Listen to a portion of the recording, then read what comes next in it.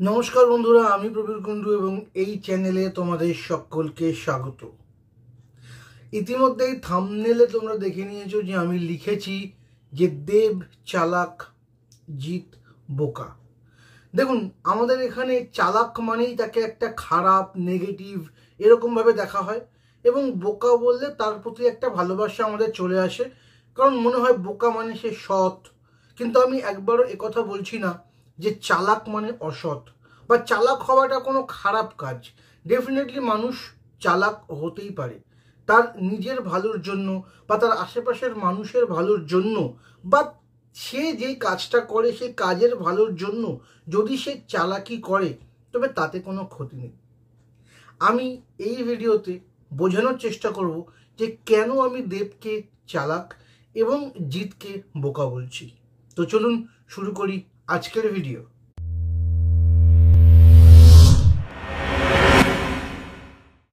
দেব তার কেরিয়ার শুরু করে অ্যাজ এ রোমান্টিক হিরো।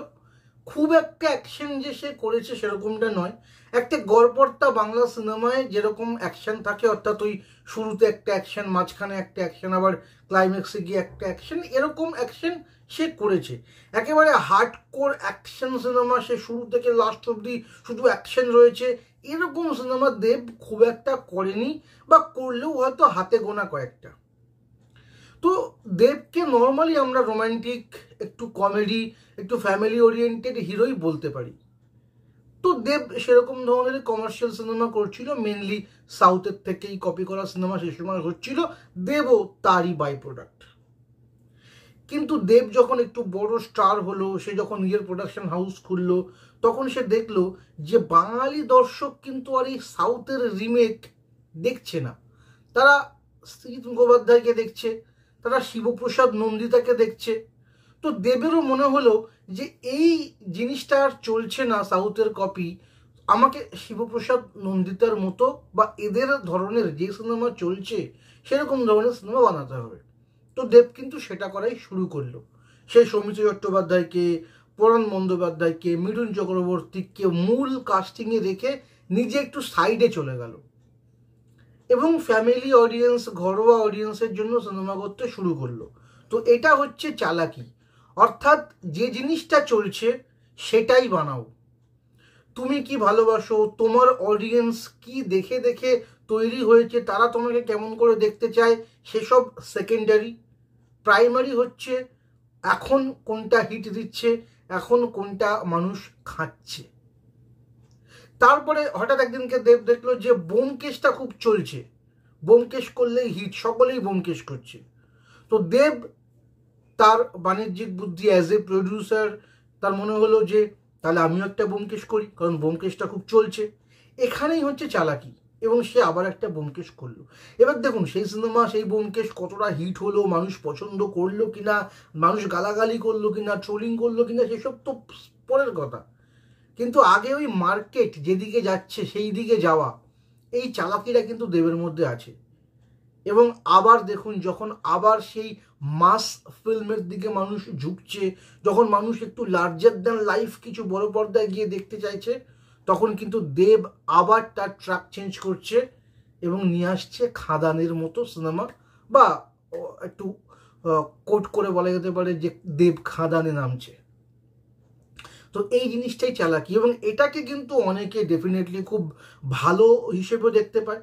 তারা বলবে যে ডেফিনেটলি মার্কেট যা চাইছে, একজন স্টার তো সেরকম ধরনের কাজ করবে। আমরা অনেককে দেখেছি মার্কেটকে ফলো করতে, ইভেন শাহরুখ খান অবধি তার রোমান্টিক ইমেজ, তার ক্যাজুয়াল ইমেজ ছেড়ে hardcore commercial cinema, hardcore action সিনেমায় ঢুকেছে।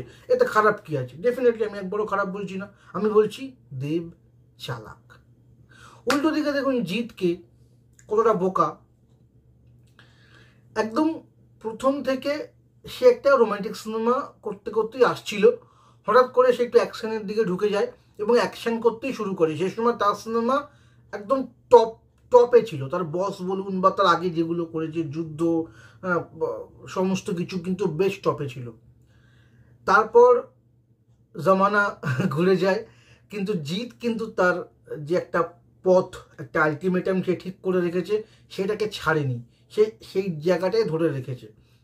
দু একটা চেষ্টা করেছিল, ও শুরু করেছিল, এরকম কিছু করেছিল, সেগুলো করা চলেও নি, বাচ্চা শ্বশুর এসব করেছিল, কিন্তু একেবারে চলে যায়নি।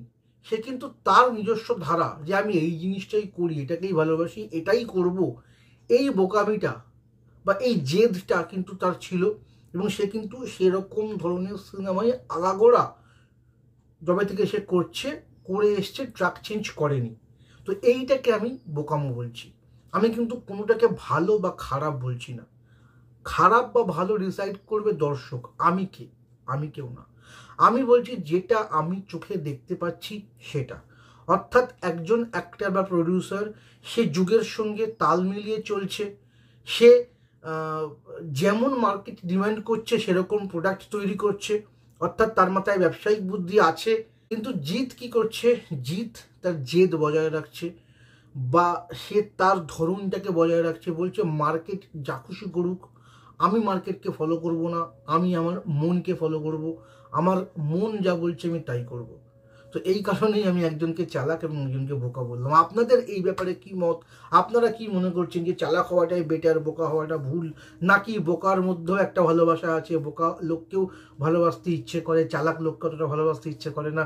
আপনাদের এই ব্যাপারে কি মত? একেবারে নিরপেক্ষ জায়গা থেকে আপনারা কি মনে করেন? আপনারা কি মনে করেন যে সত্যি সত্যি এবার জিতকেও এক্সপেরিমেন্ট করা উচিত, জিতকেও বিভিন্ন ধরনের বিভিন্ন শাখা প্রশাখায় নিজের আধিপত্য বিস্তার করা উচিত, ট্রাই করে যাওয়া উচিত যে কোনটাতে সে ভালো রেজাল্ট আনতে পারবে, নাকি তার ওই একটাই পন্থা সে ঠিক করেছে সেটাতেই তাকে চলা উচিত? বা দেব যেরকমভাবে ঘুরছে ফিরছে চলছে, এটা কি দেবের বন্ধ করা উচিত? আপনাদের কি মতামত আমাকে অবশ্যই কমেন্ট করে জানান। আমি জনগণের মতামত জানতে চাই। তো এই বলে আজকের ভিডিও এখানে শেষ করছি। ধন্যবাদ।